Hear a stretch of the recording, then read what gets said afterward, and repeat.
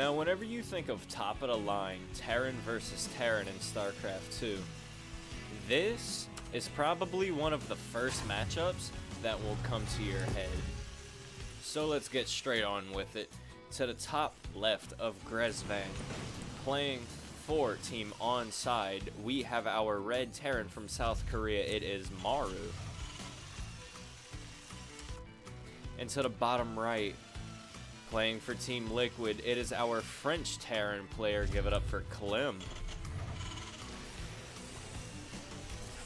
Now, both of these players just went for a standard Reaper expand, got their command centers going up, have their factories up now. However, they seem to have gone for a bit of a variation. Maru got a Reaper, got a second Reaper, and is now getting the reactor. Whereas Clem got a Reaper, got the reactor, and is now getting 2 more Reapers. But in return, Clem's starport is slightly later. But he does have an extra Reaper out. So if we see some pressure coming out for our Terran in the blue pajamas, then his pressure is going to have a little bit more oomph to help deal with Maru's defense.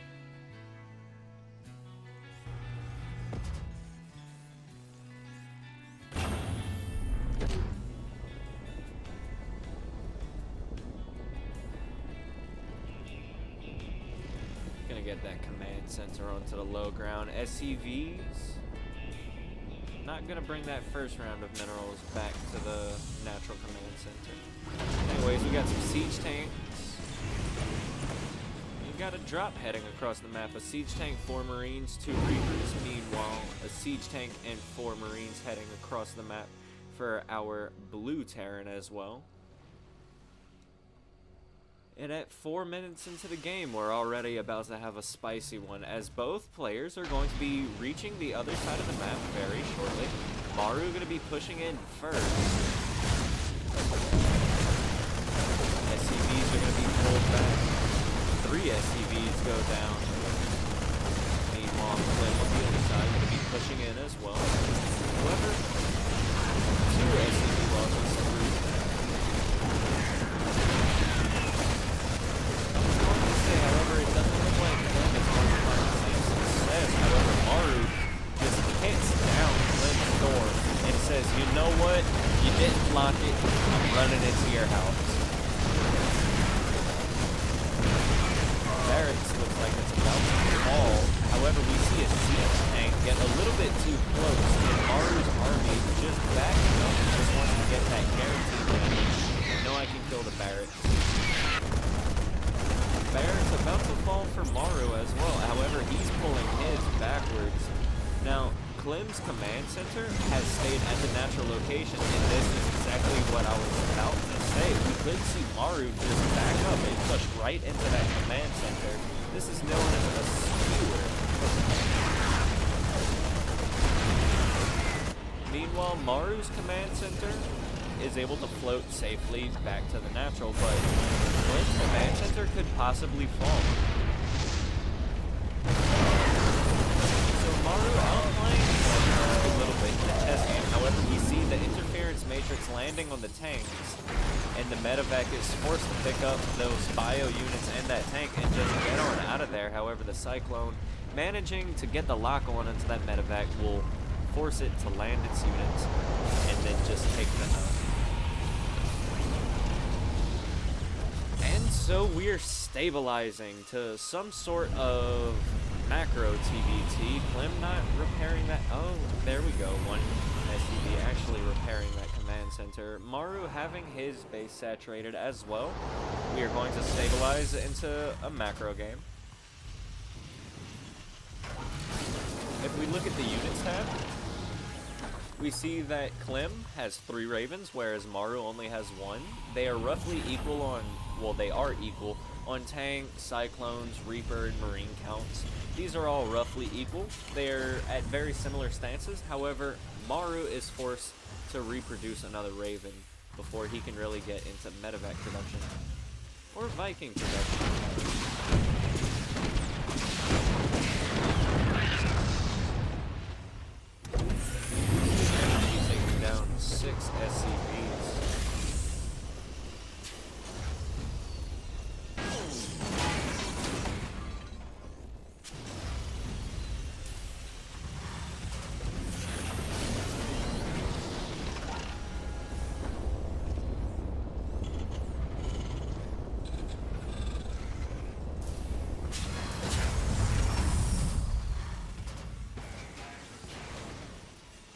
Maru going up to 5 barracks. Clem getting 3 wrecks. Does he have 2 at the front? Bit of a curious position. Quite low in barracks, getting the 3rd CC out just a little bit later than Maru as well. However, it is reflected in the supply. Clem has a few more units out than Maru does.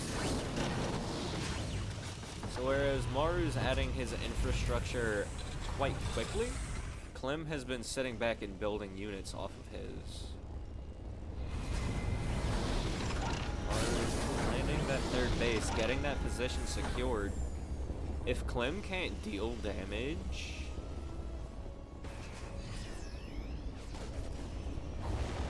well, no, he's not really behind. He's not too far behind. He has a few less workers. But I was under the impression that Clem was still morphing the orbital command. Clem would have wanted to deal some damage to get some delay. That's what you want to do anyway. When you get the interference matrix onto the tank, we're going to push in and get the kill. Another one on the tank far to the west, going to force the command center to lift up SCVs running for their lives. 8 of them are going to go down, and we see Maru's army just barely forcing Clem's army to say, I don't want to engage, not within range of my tanks.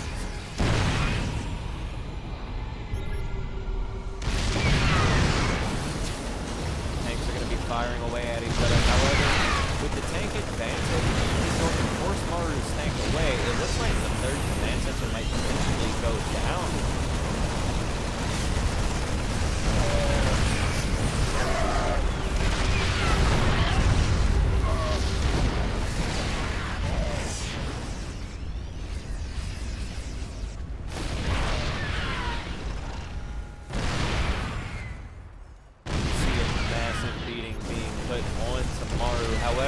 Other side, for Clem as well, we see a command center being forced onto the high ground, drop being forced away by Maru. However, the attack on Clem's side is still happening. We see the boys being pulled, anti-armor missiles landing on the bio for Maru, and Maru says GG, and Clem takes it as the bio was cleaning up everything on the ground.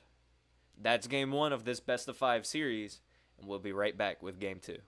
Now that last game was quite the banger, very quick, very sweet, and very impactful.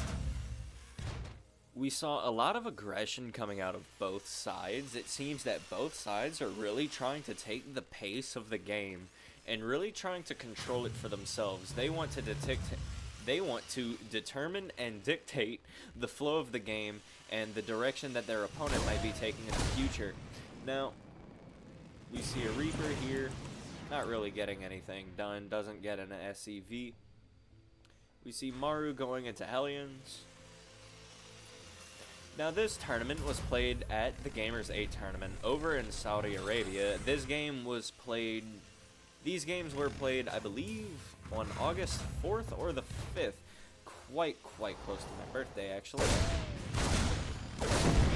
And these games in this tournament were just absolutely fantastic. All of these games were phenomenal.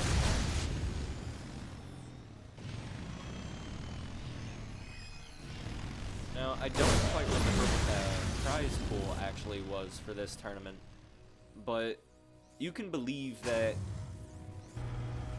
a premier tournament with all of the best players playing, you're going to have quite a lot of money on the line, and these players are going to be working quite hard for it.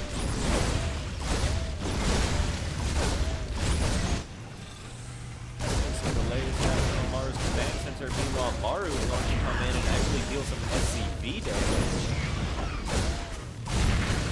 Maru says, well, I can't delay your command center, but I am going to kill some SCVs. Going to be able to get the Cyclone and going to kill some SCVs of his own. Now, Clem's command center did not get delayed. Maru's command center only just now being resumed, pretty close to taking that wrapping paper off, but Clem's orbital command is already almost finished. Already mining at that base. We see Ravens coming out, we see Cyclones coming out.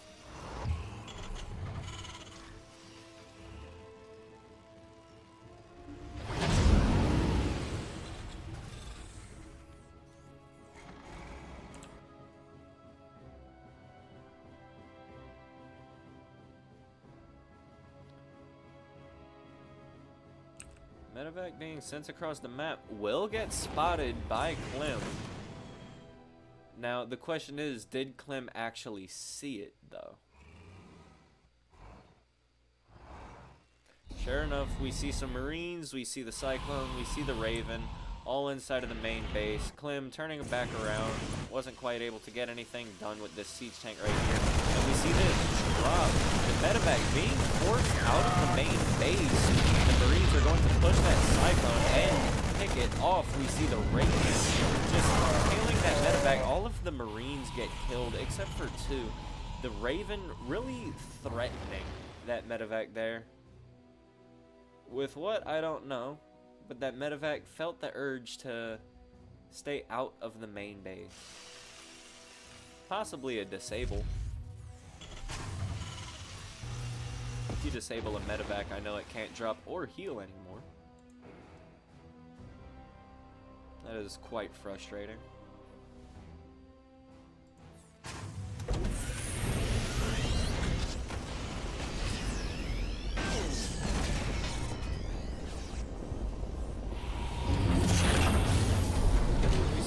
Bases coming from both players.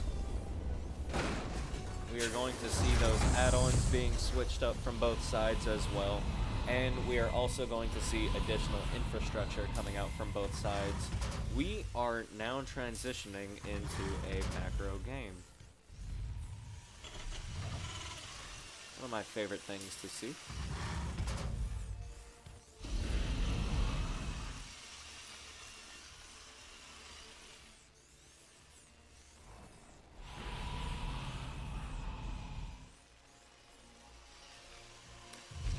Out in the middle of the map, just seeing what he can do, seeing what he can see if he can find an angle.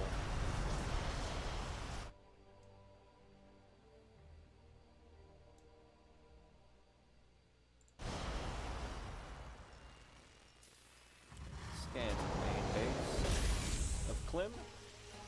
And here we see it. We see the beginnings of these Sky Terran armies. We're going to see some Vikings coming out from both sides. It's important to get the air control because siege tanks can, as you can see, shoot farther than they can actually see. You see this tank gets vision out to about here. However, it can fire for an about additional 2, maybe 3 range longer than it can see. And that's important because these air units will allow those siege tanks to get some extra value in. Now, if you have the air control, you can get that extra value with the Ravens, with your Vikings, with your medevacs, what have you. If you do not have the air control, if your opponent has more Vikings than you, and you are forced to keep your air army over your bio for protection, then you have to rely on scans. And scanning with a ton of orbital commands isn't the worst, but especially towards the beginning of the mid-game, scanning whenever you feel like you should be dropping mules, that's just a recipe for one side to get further and further ahead.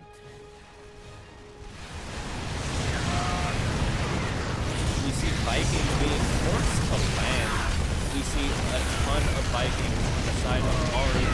These Vikings can't pick up. Maru's Vikings are going to kill them, and the ground army of Maru is just going to pick them off anyway.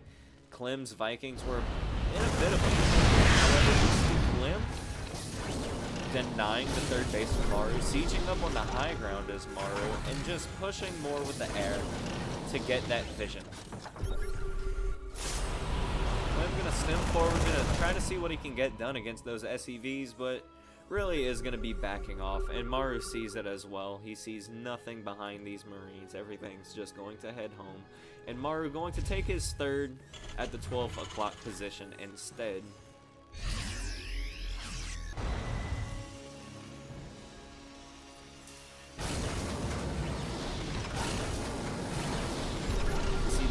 changed up positions. Maru, with the aggression, puts the disable on the tanks, pushes in with the Marines that do not have combat tools yet, either for both sides. Both sides opting to delay those combat gears to get some more stuff out first.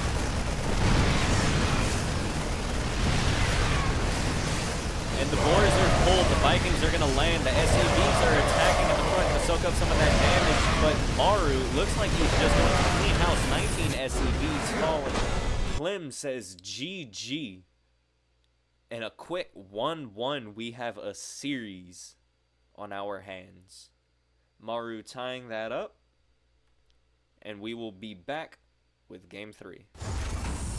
Now, these games so far have been absolute bangers. They have been decisive, very aggressive, with so much pushing, prodding, harassing that turns into game-breaking damage. These players both have this matchup completely figured out, and it seems that any tip in the balance can create massive advantages that the other player can capitalize on and run away with the game because of it.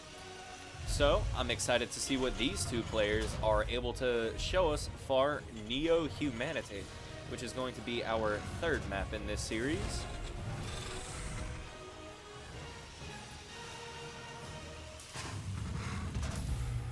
Now, both players are going to open up pretty normal. Just a supply depot, barracks, double gas, factory, orbital command, standard Terran versus Terran things. We're going to see starports with tech labs. We are going to see ravens. We are going to see cyclones to help deal with any banshee, any raven, any drop shenanigans. We are going to see hellions.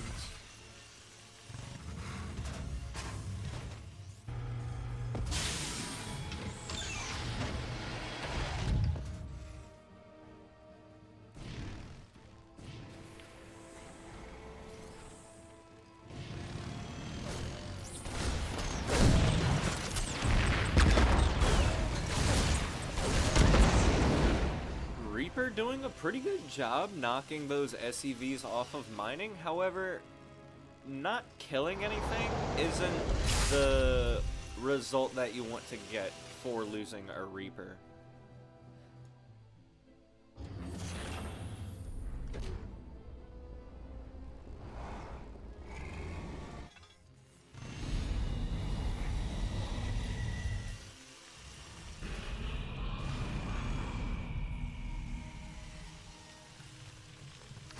Now, we see Clem building a second starport, actually. That is quite unusual. We see both sides going for more ravens. We see one raven out for each. Clem a little bit ahead on his second raven. Maru opting to go for an additional siege tank before that.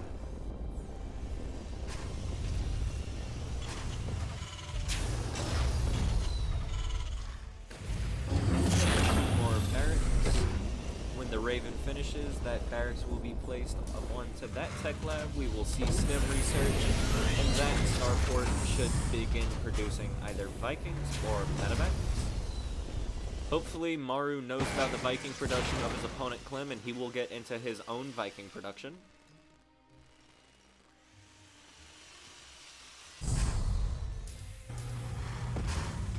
We actually see the starport land on another tech lab and continue to produce ravens.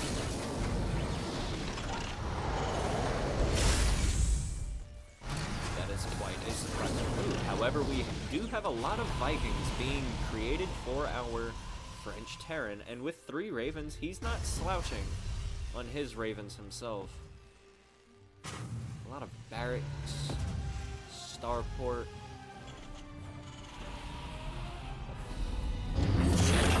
Factory. That reactor will be made for the starport in that factory. Okay. That factory will finish on that tech lab.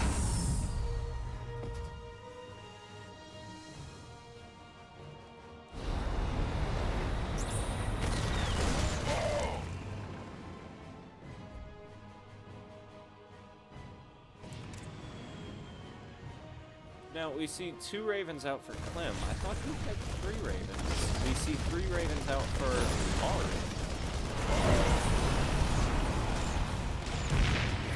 And we see Cyclone versus Cyclone scanning to continue the lock-on the Cyclone. Raven coming to disable the Cyclone before it can get the kill. However, it did not work.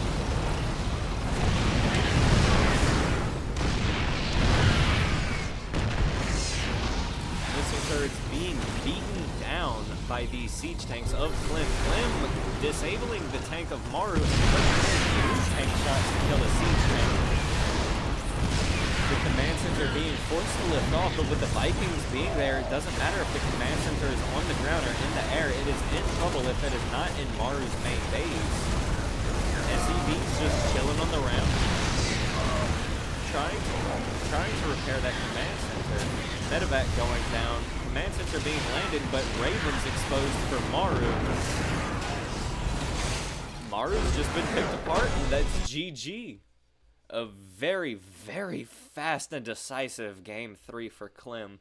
Maru just completely blindsided and pulled apart like string cheese. Wow. For the 4th game in this best of 5 series, we find ourselves on Dragon Scales. It is another small map which lends itself to a lot of aggression and counterattacks. So, we should expect to see another very, very fantastic game. As we know, the rush distance on this map is quite small. It is quite easy for counterattacks and drops to reach the other side, deal damage, and if need be, come back to help defend. So,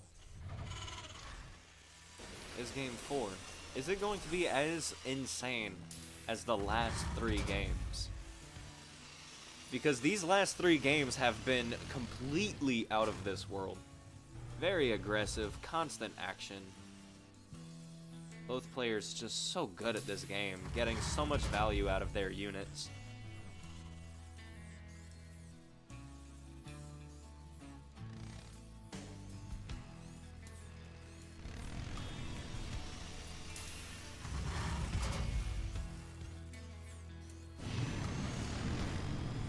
See 3 Reapers and 2 Hellions. We see the micro, making sure that these units are lined up so as not to take damage in the straight lines from the Hellions. Meanwhile, we see 4 Reapers and 2 Hellions. So Clem definitely has the advantage in this push. Maru recognizes it, pulls back. Clem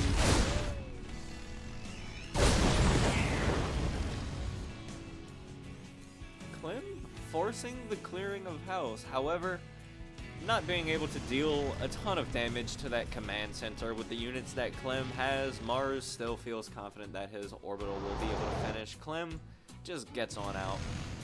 Doesn't want to risk overextending, letting Maru get enough units to even kill this, and then possibly put Clem behind. However, Maru's not committing with all of his units, and because of that, Clem's able to get in once again.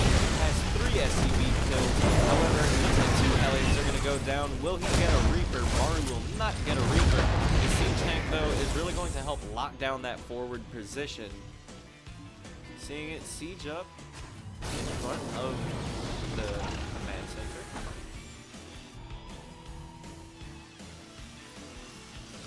Meanwhile, Clem's natural has been mining. Clem slightly ahead in workers, a little bit ahead in army as well, but really has begun to dictate the tempo of this game. But now, the momentum has swung to Maru, and we'll see what Maru is going to do with it, going for a drop into the main base.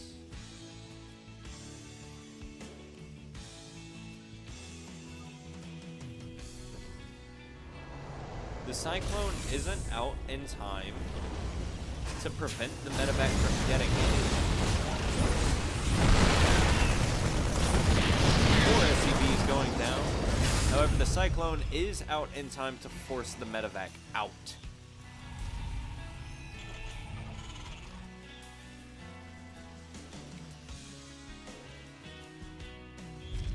Third command center being started for Maru.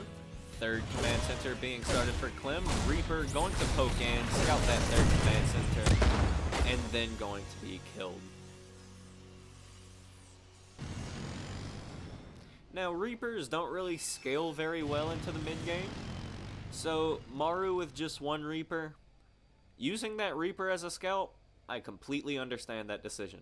However, 4 Reapers and a Hellion, that can still sneak into a base, deal a little bit of damage if that tank is unsieged. If Maru decides to go for an attack with, say, these 4 Marines and that siege tank, we could potentially see these 4 Reapers and a Hellion come inside and deal some damage to these SCVs. Either force the medevac back at home, or just force a commitment from Maru. These units threatening that front door.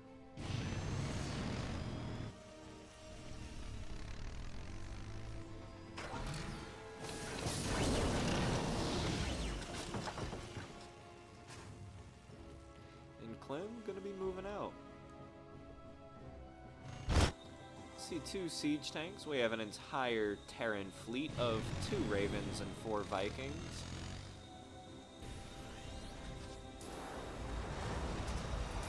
Everything gonna be pulled back at home, just gonna secure that third command center. Just really trying to get the map control out, make sure that he has the presence and he's not going to be attacked from any angle that he's not expecting. Gonna send his Vikings over to intercept any drop that might come out. We see 2 Ravens coming in by the south. We see 2 Ravens and 2 Vikings headed in that direction as well for Clem. Now, Clem's Ravens see the Ravens of Maru. The Vikings are going to start pressuring the Ravens, and we are going to see auto turrets cast out for both sides. But Maru loses a Raven. Clem gets away scot-free without losing anything. See a Marine getting vision of that path towards the center base.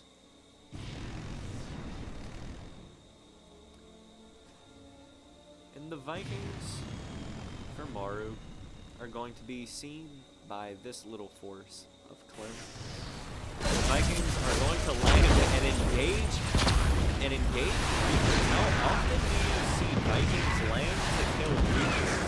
And then it turns into a Viking versus Viking fight, but having taken that extra damage from the Reapers, Clem's equal amount of Vikings is able to deal with that. Now we see a drop being loaded up by Maru, and a push happening from Clem.